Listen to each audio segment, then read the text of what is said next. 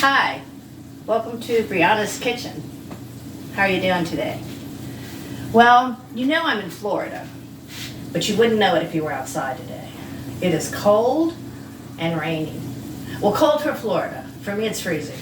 I still have on my PJs, trying to stay warm and snuggly, got the fireplace going, and then on top of all that, I'm cooking something nice and warm. Sort of comfort food for this cold day. Decided to make a big pot of chili, and I want to show everybody how I make my chili. I make really good chili, and it's a recipe that has been passed down, maybe not for generations, because my mother grew up in the Depression, and she didn't talk much about fun foods that they had. They had just the basics. And but she had this recipe for chili, and I make it this way, and both my sisters still make it the way my mom made it, and it's really good. And the really good part about it, it is very easy. It has only a few ingredients, and it's from the time you start till you have started cooking is about 10 minutes, and then from the time you can eat it, it's about another 20 minutes or more if you want to simmer it longer. So I'm going to show you how I make it. It's very, like I said, really quick. I'll show you the ingredients. I've already got some ground beef browning in this big pot. Oh, the other great thing is you only use one pot. You don't have to dirty up a bunch of pots making this. It's a one pot meal. So I'm browning the ground beef. It's almost ready. I'll show you, I only use 100% grass-fed beef, because the other stuff is not good for you. It has omega-6 is the fat in it, and fat is good for you, but it should be omega-3, which is like in fish oil, and that's what's in grass-fed beef. So that's all it costs more, but I think it's worth it in the long run. It tastes better too, it's really good. So that's the first ingredient. And to that, I add garlic. Well, let me tell you all the ingredients first. I'll go through what all the ingredients are first. I use dark red or light red, doesn't matter. Kidney beans, the big can. It's I don't even know, 40 ounces. And then I add a can of something else. You can do pinto. You can do another one of these in a different shade, like they have the light and red. You can use black beans. So I got a can of pinto beans. And sometimes I add a can of corn too, just because corn goes good with chili. There's the garlic I'm going to put in here. An onion, which I'm going to chop coarsely and add. And then what I make the sauce with is very simple. I use tomato ketchup. I used to use the regular tomato ketchup, but now that I don't eat sugar, I use the no sugar added one. And but if you're used to sugar and you eat sugar, you would probably want to use the regular one. It gets a little bit of a sweetness to it. And of course, salt and pepper. And the seasonings. The other seasonings over here, I discovered this. I use it on everything now. It's garlic and pepper seasoning, and it's listed sazonador de ajo y pimienta, which is that in Spanish. So anyway, it's really good. It's salt, but it has some really good pepper in it. It's really good. I've been using it in everything. Vegetables and everything. The other thing you have to have is chili powder. You can't have chili without chili powder. I add cumin to it, because I didn't used to, but now I do, because they use this in tacos. When you make tacos, they put this in it. So that adds a little bit of a taco-ish flavor to it. And then ground pepper. And I put a little bit of oregano, because I like oregano. It's not an Italian dish, but I still like to put oregano. So those are the ingredients. Like I said, it's very simple, things you might even have around the house. I had to just run out and get beans and ground beef today. I had everything else at the house. And for garnish, I'm going to use shredded cheese, and I like to put a dollop of sour cream on the top. So right now it's cooking. I want to show you how quickly, once you have the ground beef done, all you do is chop up the onion.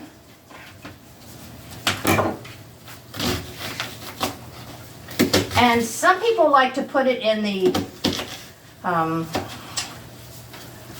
processor, the food processor, but I prefer little chunks of it that you can taste. And I use a whole onion.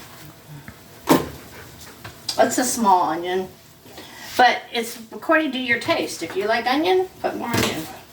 Some people like to put some raw onion on top of the chili when it's done. You can do that too. Okay.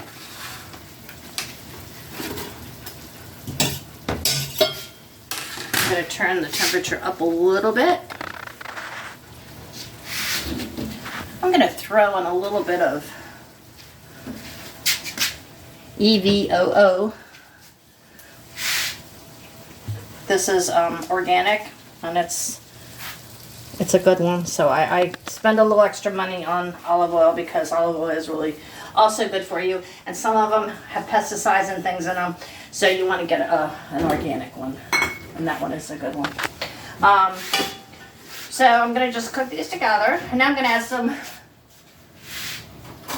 garlic. And when I cook, I don't really measure. I eyeball everything. It usually always tastes the same when it comes out. I'm going to put a big old spoonful. I like garlic. I'll put another one. It's also a very, very healthful food. Alright. So now that's cooking. A little more.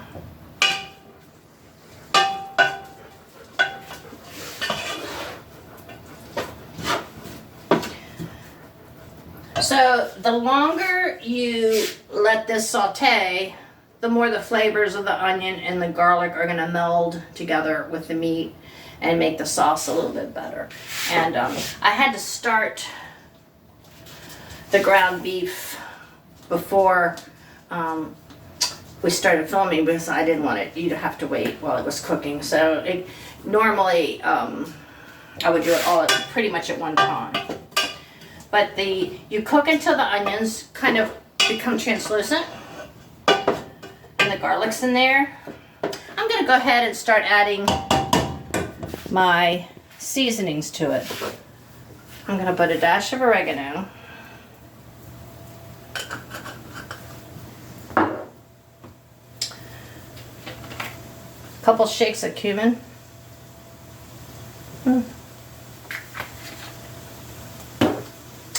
I haven't used this in chili before, but since it's good and everything else, I'm going to go ahead and try it if I can figure out how to open it. Okay. Okay.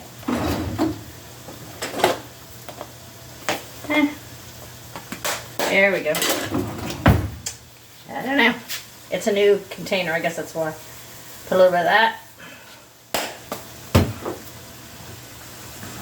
This is ground pepper, which I hope I've already opened, which I haven't, so I'm going to use the one I already have opened over here somewhere. There it is. I usually use this pepper that you have to grind, but I injured my hand a while back. I got kicked by a horse and it shattered my knuckles, and so I have a little trouble with my left hand now because it was only a few months ago this happened. So I kind of stopped using the grinder because it hurt, and but I think it tastes better probably. So that's the pepper. Now the only thing I haven't added is the chili powder. I use quite a bit of this in it. I'm going to take off of this plastic lid because I'm going to be pretty much dumping it in there. Let's see if I can do this without breaking my nail. I'll try this way. There you go. A few tablespoons. I'll probably add more.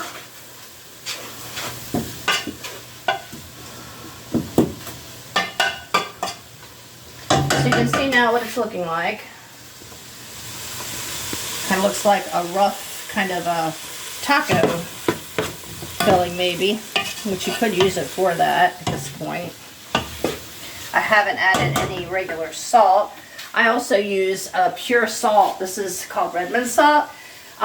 Salt that they get from the ocean, they have found has a lot of plastic in it. I'm sure you've heard of that. It has tiny, tiny particles of plastic in it.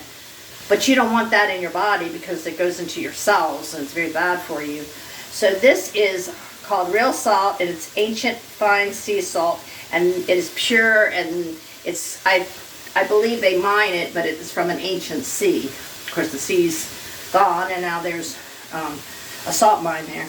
And so this is the only kind of salt I use, except for if I'm using this, which has a little salt in it.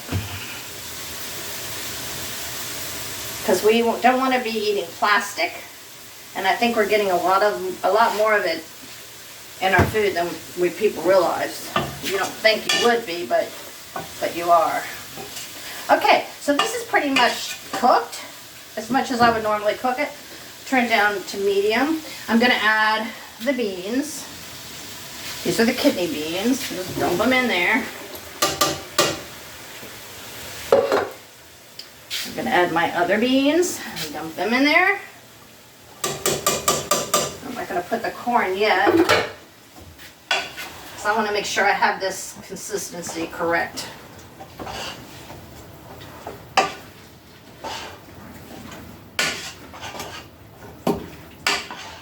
So right now, pretty much all you have is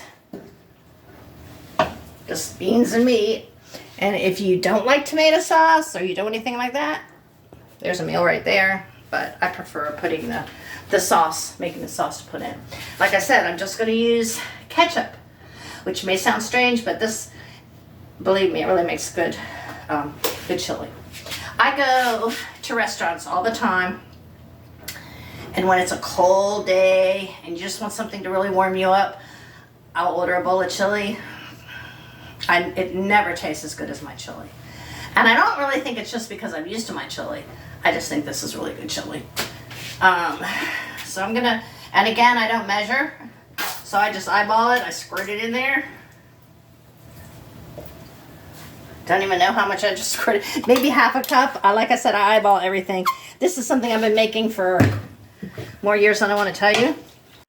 So here I have, it may be my completed mixture. In here for a moment. Looks pretty much like what it looks like when it's done. So what I have to do now is taste it to see how the sauce tastes. Chef Ramsay, if you ever watch his show, says you always taste your food. It's not wrong to stick a spoon in the pot of food you're cooking and taste it. You want to make sure it tastes good, so whoever you're feeding it to enjoys it. You don't want them spitting your food out. So I'm going to taste it.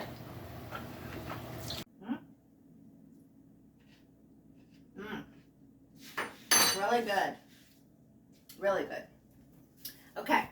It doesn't need anything added. I did dump the corn in when you weren't looking. And you just mix that in it and let it simmer together. That's about it. I'm going to put it in bowls and put some of this grated cheese on top, a little bit of sour cream, and then be ready to eat. So thank you for joining me. It was fun cooking with you today, and if you'll subscribe, we'll have more videos together. Okay. Thanks. Have a good evening.